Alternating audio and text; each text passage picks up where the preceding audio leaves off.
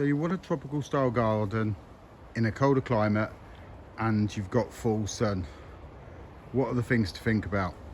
I think the first and the main thing to think about is your soil condition.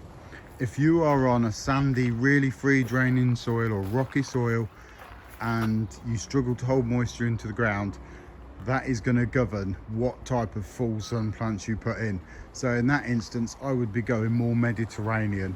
I would be looking at plants like Yucca rostrata, Cycas revoluta, Camarops humilis, maybe even lavenders, rosemaries, them type of plants that are naturally evolved to take them drought tolerant full sun conditions. But then to the flip side of that, you could be on really heavy clay, still be full sun, but your soil is not free draining. It can be a bit waterlogged, it holds lots of moisture, and then we have to look for a different set of plants. Now that set of plants could be cannas, it could be bananas, it could be colocaceas. Now the downside to that is you are going to get a shorter display through the year, and especially a year like we've had in the UK where we haven't really had any summer heat, and we've had lots and lots of rain. Some of them plants just aren't going to get the growth that we all sort of wish for. So in my personal garden, I've tried to find a combination of both. I've tried to find plants that give me the colours that I want, give me the contrasting shapes, can take the different conditions that I've got in my garden and try and blend them all in. So I'm going to go now, have a look around the sunny side of the border, and let's have a look.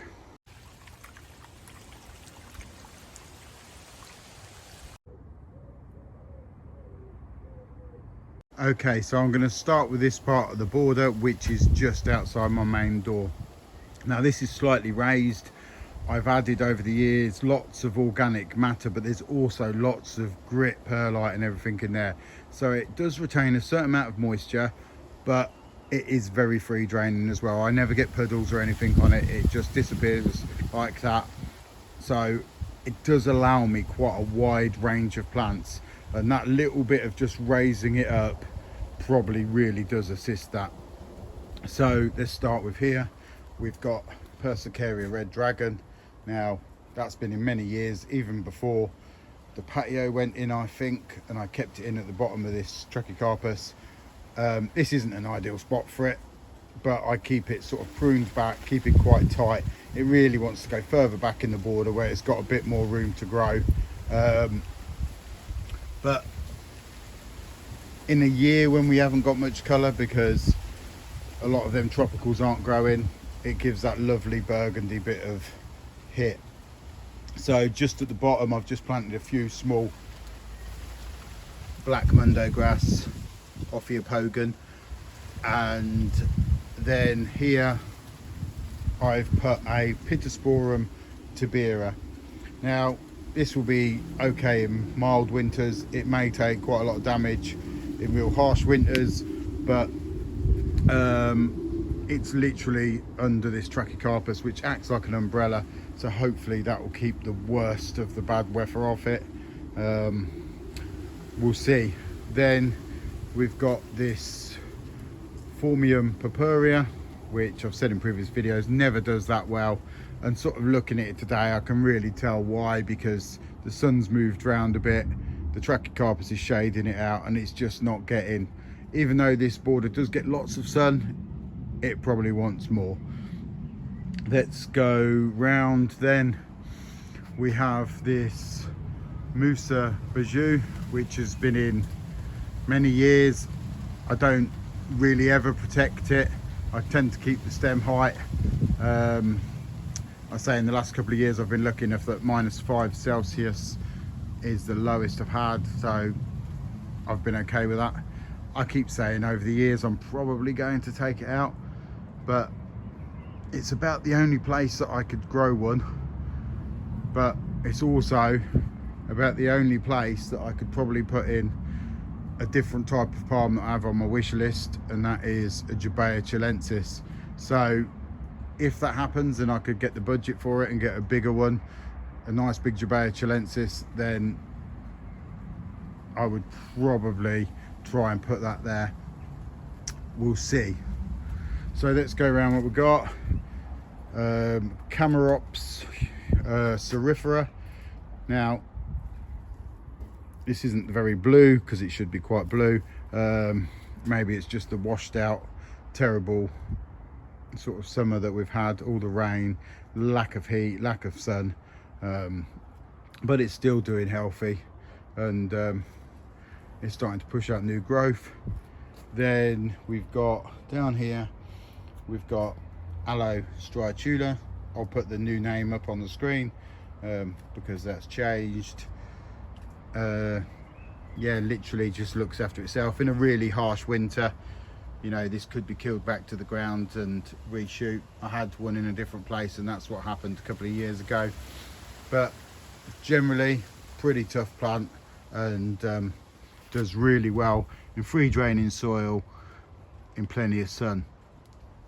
And then we have here, this is a small sort of ground covering Persicaria, which I recently got from my favourite nursery, Jersey Cottage Nursery.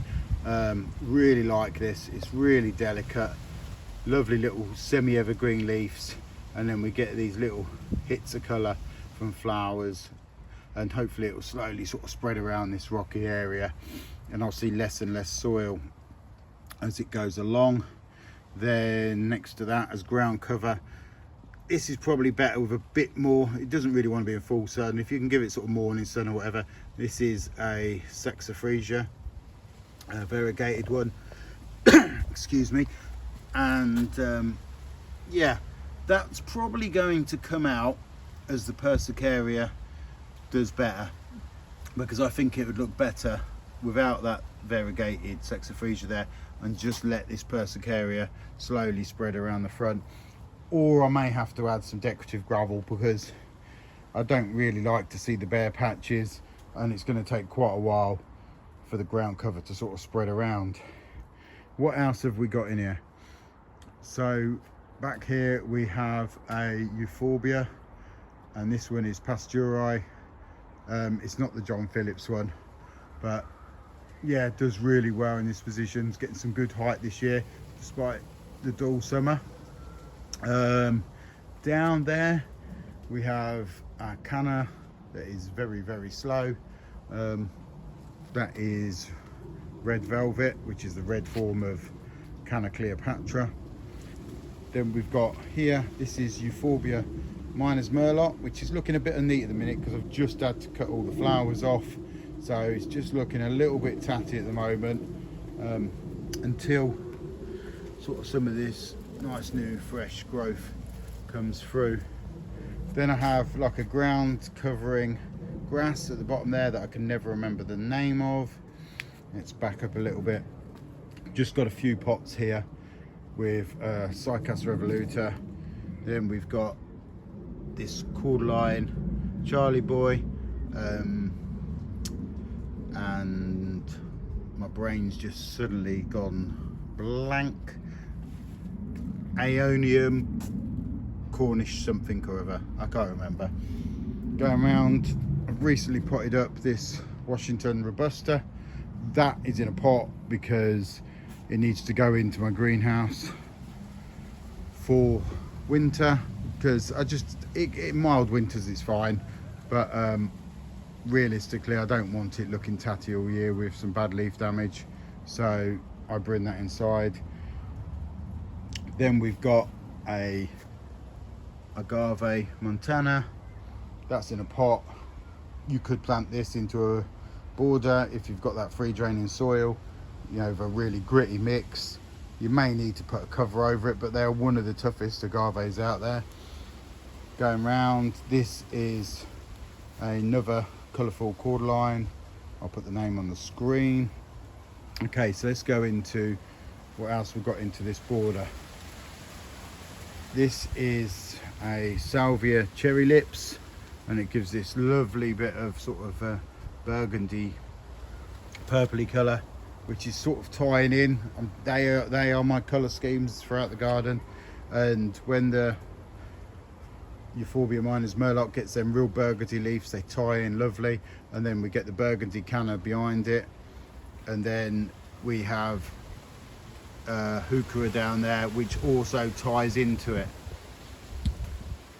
That's just a little potted Aeonium gone into the ground that I grew from seed. And then we have this as a bit of ground cover, which is a sedum. Just behind that is an Agapanthus, which doesn't really ever flower for me. Hopefully it will sort itself out soon. I know that there's different chat about restricted roots and stuff like that. This one is a sort of evergreen type, and hopefully it will flower in the future with some nice blue flowers. Behind that we have a Mahonia soft caress, and then we have in this pot a Yucca rostrata. So in this border there is a mixture which, to be honest, doesn't always really work, and it can look very confused, so you have to be a little bit careful about it. But there is a mixture of big leafed plants with the bananas and the cannas.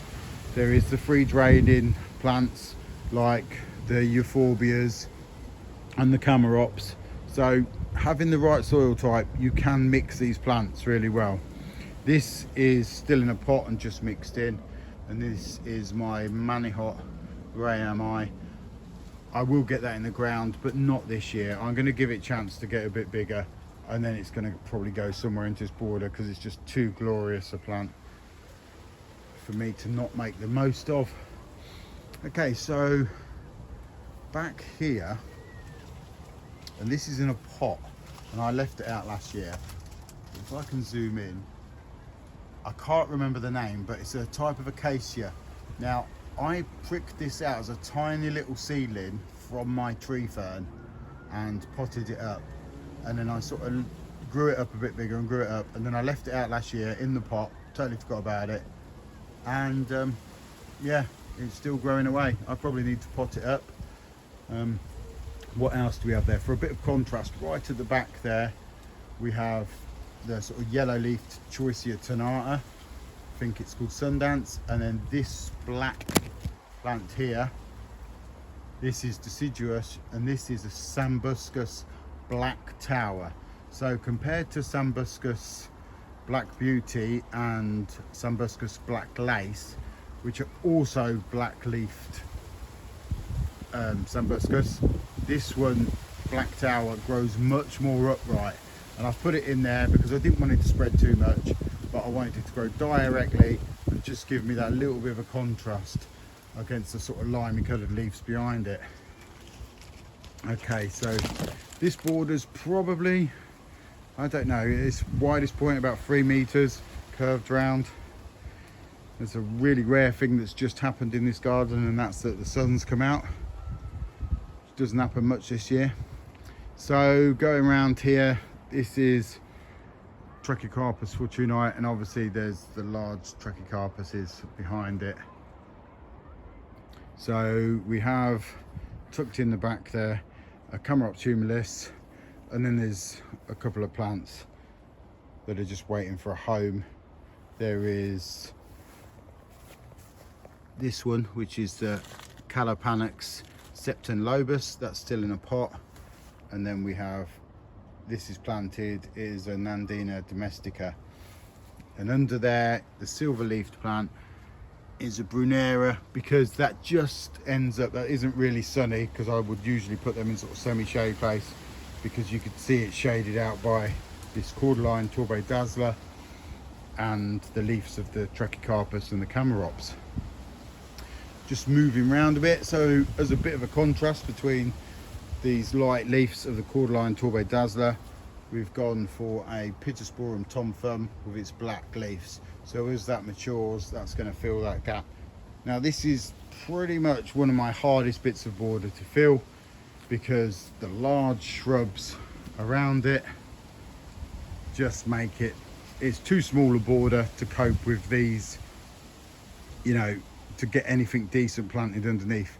Now I've tried these other euphorbias and they've done terrible this year, so this is a little bit I've got to revamp up. Under this loquat, Eriobotrya japonica, I've planted around this rock some Fascicularia bicolor, and they've dealt with these conditions really good. It's drier, it's free draining, they get some sun, they also get some shade depending on which way the angle of or the time of the day. But yeah, they've coped really well, so I may choose to put a few more of them in there and make them a bit more of a display. It's just about finding the right plants that take these conditions, and this is a really horrible condition to be under because there just isn't hardly any moisture down there whatsoever. But there also doesn't really suit plants like agaves and that, because the overhanging leaves can sometimes cut out the sun in the hottest parts of the day. So it is an awkward part of my garden. Here is a very squashed Camerops humilis. Most definitely, it's been in many years, but in your garden, give them much more room to grow, because like that one there, they get a lot bigger. So we've got another small Yucca Strata in there, and another salvia, and some more of these small sedums underneath. We've got this Cycas revoluta, which I do protect if it gets a bit of a cold winter, but generally it's left unprotected most of the winters. Then round here we've just got a fuchsia and some more Alistricula, and then we've got my Trachycarpus princeps, another Formium purpurea, and one of my favourite plants in the garden, cracking specimen, this Cordyline Torbay dazzler. So just sort of behind there's a few other little plants that are mixing in, like a Mahonia soft caress, and a Nandina. Okay, so we'll go back round. That's pretty much covered that border. I'm not saying this is the way to do it, I'm just showing you some of the plants that in my garden can take different conditions, and then use some of that information and go, what works in your garden? Actually, maybe that combination or that plant will work because that suits, I've got similar conditions to what he's got. So that's the idea of this video. I'm not telling no one how to do it, I'm showing you how it works in my garden. Some of it right, some of it wrong, but hopefully some of these plants will give you ideas for your own. Coming around here, we have the Trachycarpus wagnerianus and the large Camerops humilis. Under that is some more Euphorbia Miner's Merlot, and we have, this is a Formium Yellow Wave. And going round from there, we have this, which when it flowers, and it's just starting to, is an Alströmera India Summer.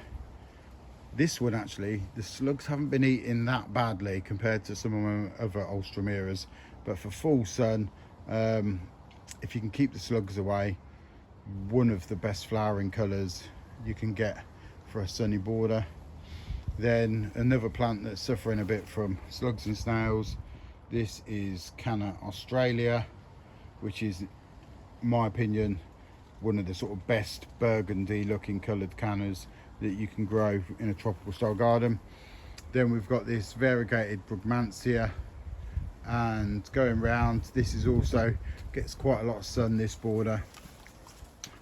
We have got this Brachioglottis and a Heuchera. Can't remember its actual name, it's been in a long time. It might be Heuchera obsidian, can't really remember to be sure. And then we've got a Salvia hot lips, a tender fuchsia, and then there's a couple of little potty plants mixed in there because I'm running out of room basically. And this is not a plant that should be in here, but it's just in here temporary because this will grow into a big tree, and that is a Catalpa, and this is the lime greened version, and I've just put it there because I like that little pop of colour at the moment. but that will find itself somewhere else. Probably not in my garden, to be fair, because I don't think I've got the room for it. Right, I think I've pretty much covered most of the plants that's in my garden that are in the sunnier conditions.